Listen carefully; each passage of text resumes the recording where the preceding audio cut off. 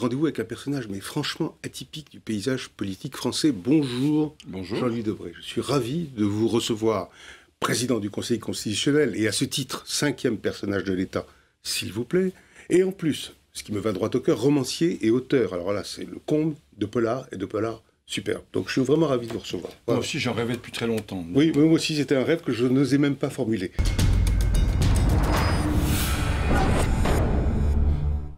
J'avais dit atypique, j'explique. Vous avez été, mais alors tour à tour, maire, député, ministre de l'Intérieur, président de l'Assemblée nationale, et ce n'est pas tout. Vous présidez aujourd'hui le Conseil constitutionnel, comme chacun sait. Et comme si ça ne suffisait pas, vous êtes également auteur d'essais historiques, politiques et de polars, comme le récent, et que je trouve vraiment très bon, sans blague, Jeu de haine, où vous nous invitez à suivre vos héros dans une intrigue, où se mêlent et s'affrontent policiers, magistrats, politiques, financiers, tueurs, amants, maîtresses. Quelle imagination! Incroyable. Vous avez vécu tout ça, vous? Mais j'ai pas suffisamment d'imagination pour tout inventer. Donc, vous l'avez vu? J'ai vu un certain nombre de choses, j'ai probablement un peu exagéré, mais ça, c'est le rôle de l'auteur. Mais j'ai regardé, et je regarde aujourd'hui. Le monde dans lequel vous vivez. Sans nostalgie, je regarde ce monde, ces luttes pour le pouvoir, Ouais. et ces luttes pour un pouvoir. Plus vous montez dans la hiérarchie, moins il y a de postes à pourvoir. Et donc, où les amis d'hier deviennent les ennemis de demain. À mort. À mort, à mort. Et donc, je regarde ça aujourd'hui avec détachement, sans nostalgie, Oui. puisque j'ai fait partie de ça. J'ai fait pas plus. Ça. Et ça m'amuse, ça m'intéresse de montrer tous ces Et de faire rêver. Et de faire rêver. Ouais. Et de construire un scénario là-dessus. Et votre père, vous avez dit quand vous étiez petit, je crois, tu sais, quand tu es ministre, là, genre, tu n'es pas la grosse tête, on dit surtout que tu as été ancien ministre. Oui, il m'avait dit cette phrase fantastique. Souviens-toi d'une chose. Ouais. Quand j'ai été nommé ministre, De tu seras l'Intérieur. plus longtemps ancien ministre. Et c'est tellement vrai. Et j'ai tout regardé toutes mes fonctions. Et le jour où je rentrais en fonction, je me disais, attention, C'est bientôt. c'est bientôt la fin. Ouais. Quand je suis arrivé au Conseil constitutionnel, j'ai dit 9 ans, c'est très court. Oh, que c'est pas très court. Non, mais c'était... Oui, c'était je comprends. Ne jamais être dupe du personnage social, c'est jamais ça? être dupe de son personnage, faire bien son travail, et ne pas être dupe des autres. Oui, qui vous parle Car suivant autrement. que vous êtes Ouais. puissant ou puissant, misérable, ils vous regardent différemment. Vos copains, pas vos copains d'enfance, quand même. Mais je n'ai pas... Oui, comme à l'enfance, non. Non, mais pas les... Mais je n'ai pas d'amis politiques. Vous n'avez pas d'amis? Vous savez? Je n'ai pas, à part 3 personnes, Ouais. je n'ai pas d'amis personnels Que vous avez envie de issus voir de la comme ça, politique. Je vois des gens que je connais non, bien, évidemment. que j'aime bien par ailleurs, mais je ne passe pas mes vacances avec des personnages que j'ai connus pendant mon itinéraire politique. Juste une petite indiscrétion, qui sont ces 3 amis politiques? Écoutez, quand vous aurez mon âge, vous aurez plus la mémoire des noms. Il y a dans 6 mois. Peut-être. Ça me guette. Nous sommes nés la même année.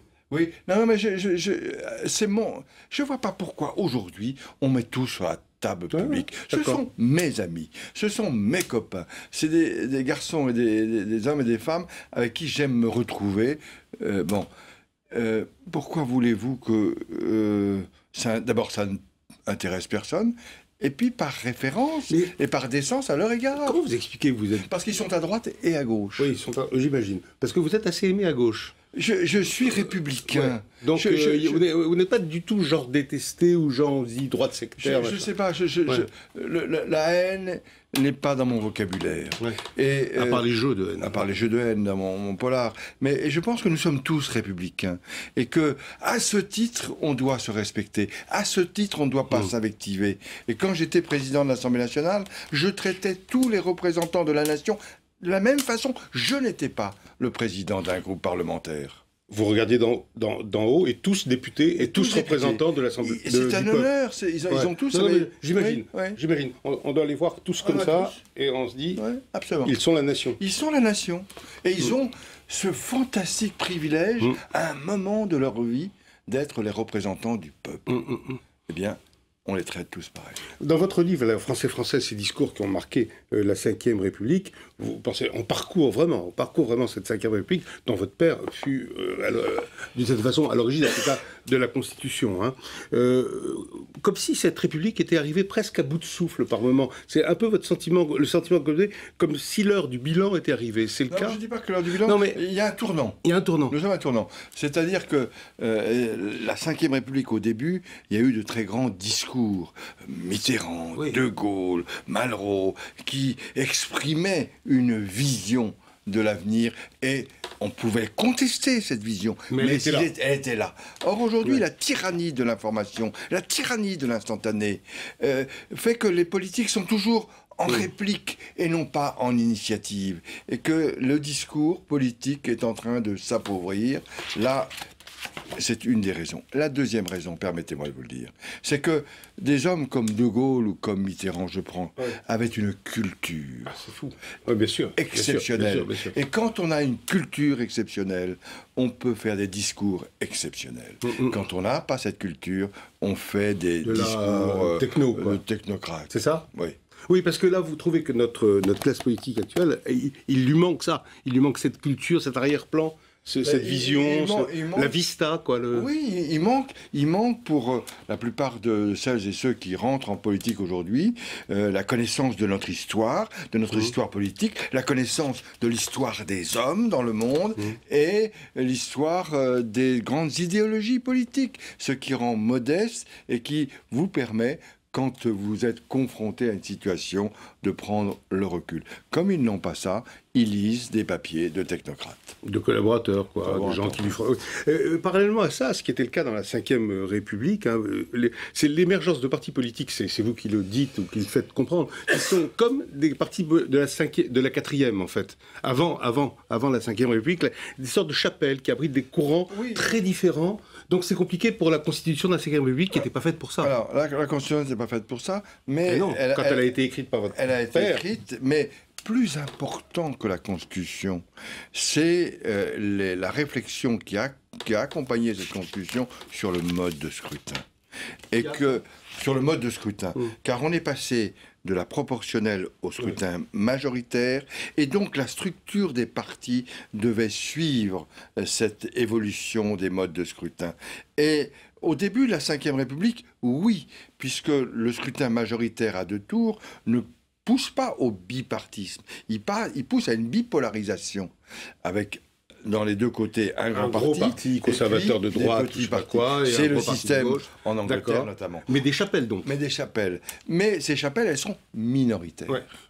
Or, progressivement, ces chapelles majoritaires sont devenues moins importantes, et les partis sont constitués de multiples chapelles identiques. Pour prendre un exemple qui n'est pas celui de votre famille politique, vous pensez qu'à gauche, par exemple, il y a une gauche-gauche et une social-démocratie classique, et que tout ça devrait être dans des partis différents, à la limite, plutôt que dans des chapelles, c'est ça que vous voulez dire? Oui, un petit peu, mais je pense que, aussi bien à droite et à gauche, il manque ce grand leader qui va intégrer l'idéologie du parti dans une vision de l'avenir de la France. Et une vision fédératrice, quoi. Fédératrice. Et à ce moment-là, vous pouvez avoir des chapelles, mais il y a un but commun qui est clairement énoncé. Ça a été le cas à droite, ça a été le cas à gauche. Avec Mitterrand. Avec Mitterrand, il y avait des chapelles, et c'est normal, mais il y a un patron, il y a un chef qui dit « voilà ma vision ». De la politique, et voilà où je veux vous emmener. L'UMP est en éclatement total. Mais ils sont tous...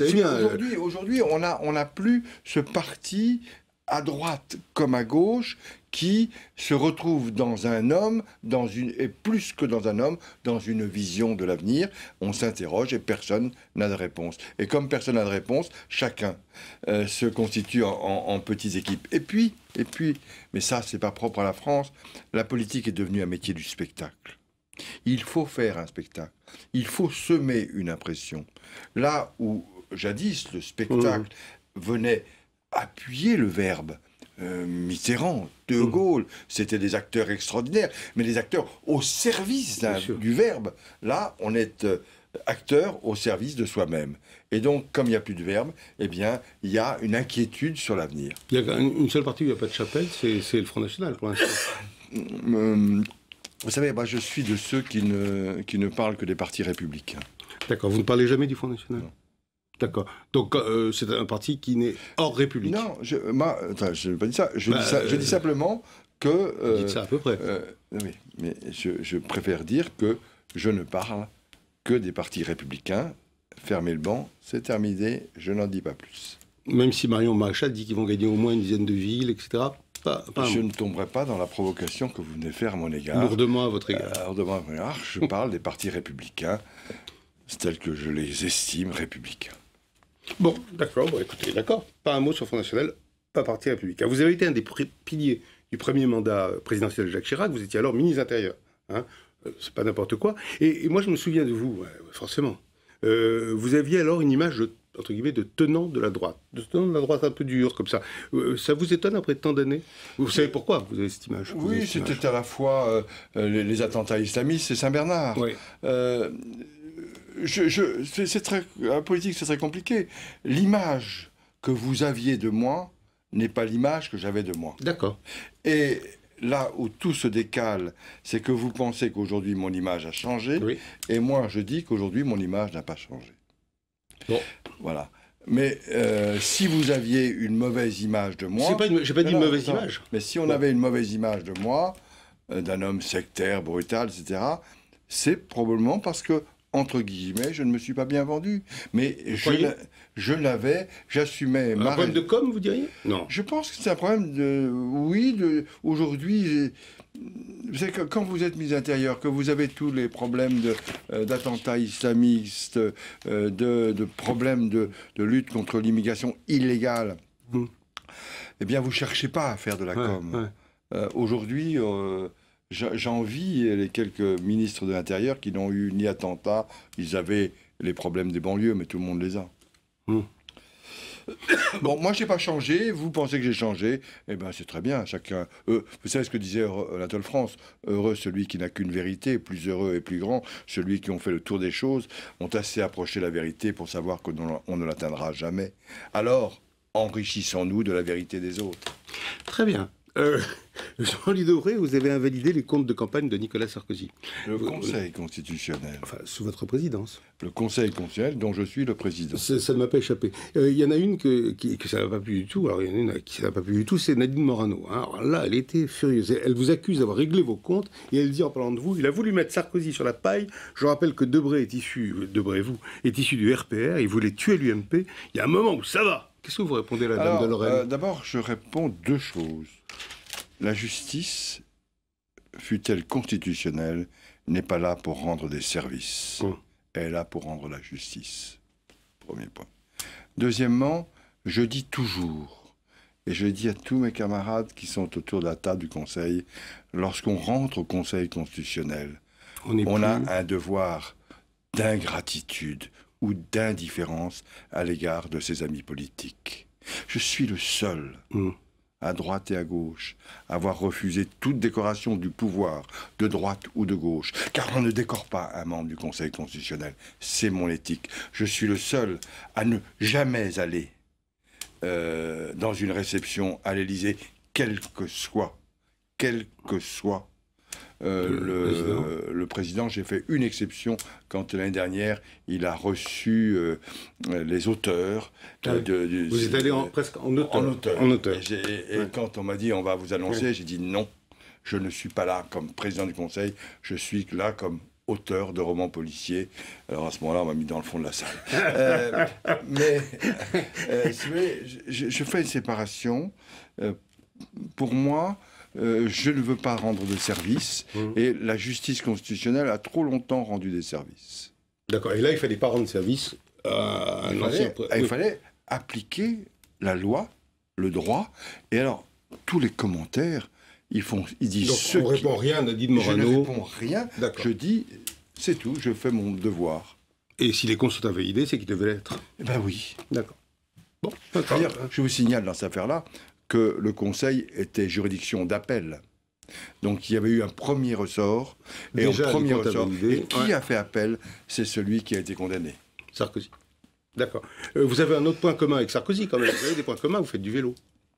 Oui, tout à fait, oui. Mais... Des promeneurs hallucinés vous ont vu remonter les Champs-Élysées Oui, oui. avec des flics.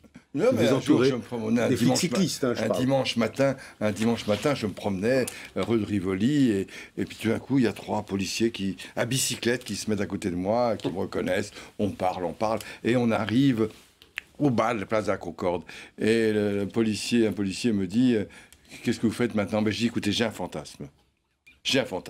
J'ai envie de remonter les Champs-Élysées entouré de policiers, comme si j'étais le président de la République du peuple des cyclistes. Et il m'a dit, bon, on le fait.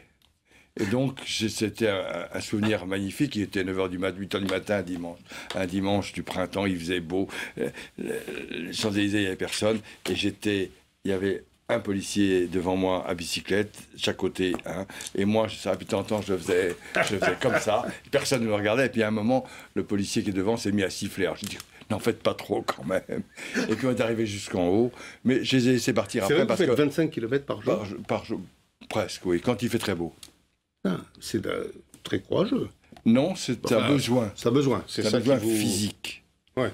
Dites-moi, vous dites qu'il est urgent de redonner des raisons d'espérer au peuple français, des raisons d'espérer. Selon vous, il est à ce point d'espérer le peuple français? Non, mais je pense que je vais tous les vendredis dans les facultés de droit ou dans les salons du livre. Qu'est-ce que je constate?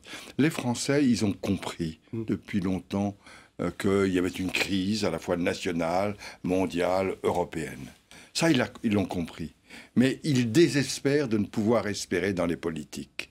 Car les politiques leur expliquent, à droite comme à gauche, que la crise est finie, que demain ça va aller mieux. Ça fait 50 ans qu'on dit ça. Mais aujourd'hui, quand on n'est pas en crise, qu'on dit ça ira mieux demain, les gens sont contents. Mais quand on leur dit le lundi, on sort de la crise, que le mardi, ils constatent c'est encore plus difficile, ils ne croient plus en politique. Et donc je crois qu'ils attendent un discours qui est un discours réaliste, en disant, un peu comme Churchill avait fait pendant la guerre, en disant, écoutez, voilà, c'est difficile, je ne sais pas quand est-ce qu'on va en sortir, mais on fait les efforts, et on fait les efforts pour que tout le monde s'en sorte ensemble. Votre mandat se termine dans 2 ans, de président du Conseil constitutionnel. Après, vous allez faire quoi? Écoutez, j'ai une idée. je veux écrire, j'ai beaucoup de romans à écrire, que j'ai déjà écrits mais que je ne peux pas publier. Et puis peut-être, si je pouvais faire un peu de théâtre, un peu de cinéma. Mais acteur pas. Acteur. Écoutez, j'ai une formation de politique, donc j'ai été formé au métier du spectacle. Formidable, je vous vois acteur. Formidable. On prend au mot. Mais attendez... On prend au mot, d'accord, mais on prend au mot. Hein. Oui. Dites-moi, juste, vous avez un livre que vous voulez publier qu'après la mort de Jacques Chirac. J'ai un livre qui s'appelle Vue du perchoir, et qui sont les 5 années que j'ai passées au perchoir. Et vous ne pouvez pas en parler maintenant? Non, parce que je ne veux pas rentrer dans le débat politique, que c'est un livre que j'ai fait sans vouloir régler des comptes vis-à-vis de qui que ce soit, où j'étais simplement le greffier, des notes. Et donc tout ça c'est vrai, et je veux que ça soit un peu apaisé pour qu'on puisse en prendre connaissance, que la situation soit un peu apaisée. Donc une fois que je ne serai plus rien, je ne suis pas grand-chose, mais le jour où je serai encore moins, eh bien, et que je n'aurai pas, on ne pourra pas me dire que je veux briguer quoi que ce soit, eh bien, je sortirai ces livres et d'autres, un que j'ai rédigé.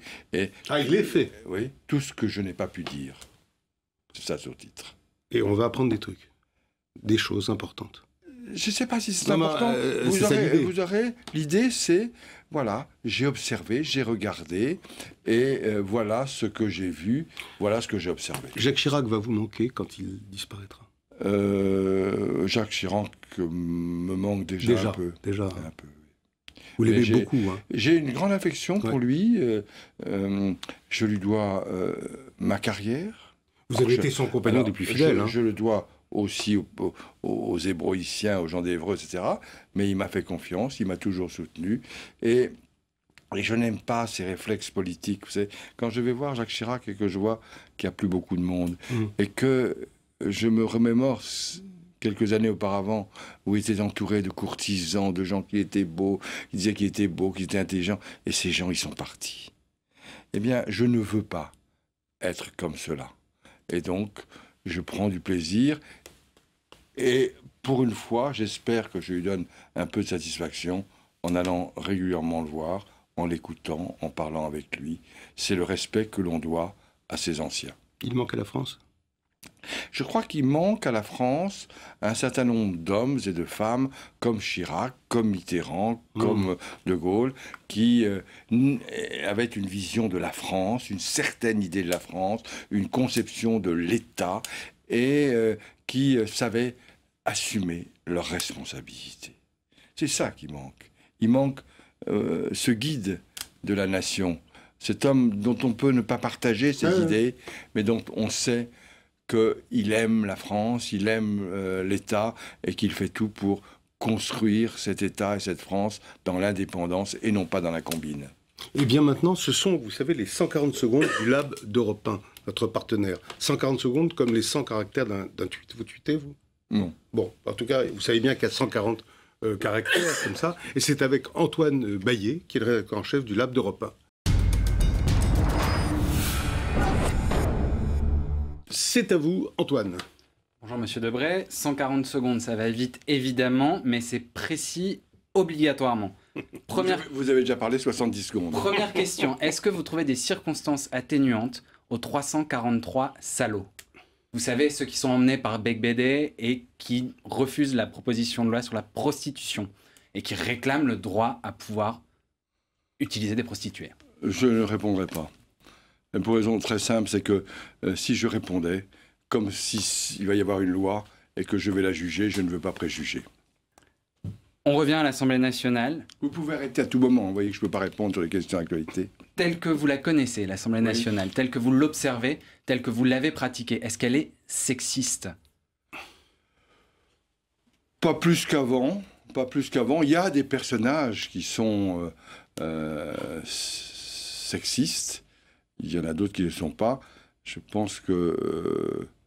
non, pas plus qu'avant. Parce que si vous reprenez l'histoire de l'Assemblée, vous verrez toujours des débats. Est-ce qu'on modifie le règlement de l'Assemblée nationale pour empêcher les députés de tweeter? Alors moi, je suis tout à fait contre. Je suis tout à fait contre parce que la démocratie, c'est un moment exceptionnel qui est l'hémicycle, où vous êtes le représentant du peuple et vous ne recevez pas de messages. Vous êtes face à la République, face à votre conscience. Donc, ni tweet, ni téléphone, j'avais tout brouillé. Mercredi dernier, lendemain de victoire contre l'Ukraine au Stade de France, des députés arrivent en salle des 4 colonnes avec des maillots. C'est ça la politique spectacle que vous n'aimez pas. Ça ne me plaît pas parce que on rabaisse la politique à des images absurdes. Petit tweet sur la politique spectacle. Est-ce que de temps en temps vous dites à votre frère Bernard, qui est député, qui est aussi un bon client dans les médias, qui est un blogueur acharné, est-ce que vous lui dites Bernard, tu vas trop loin, arrête, tu fais du mal à la politique? Non, je dis pas parce que ça servirait à rien. Et vous lui dites quoi alors? Je lui dis rien. Un cadeau de Noël pour François Hollande. Je sais que vous lui avez envoyé votre livre, vous ne pouvez pas me répondre votre livre. Qu'est-ce que vous lui offrez? Le livre de Proust, À la recherche du temps perdu. Un cadeau de Noël pour Jean-François Copé. Machiavel, le prince. Vous avez un running gag, vous parlez souvent de votre sonnerie de téléphone portable. Oui. Vous avez fait l'international pour les députés de gauche, pour les hommes politiques de gauche.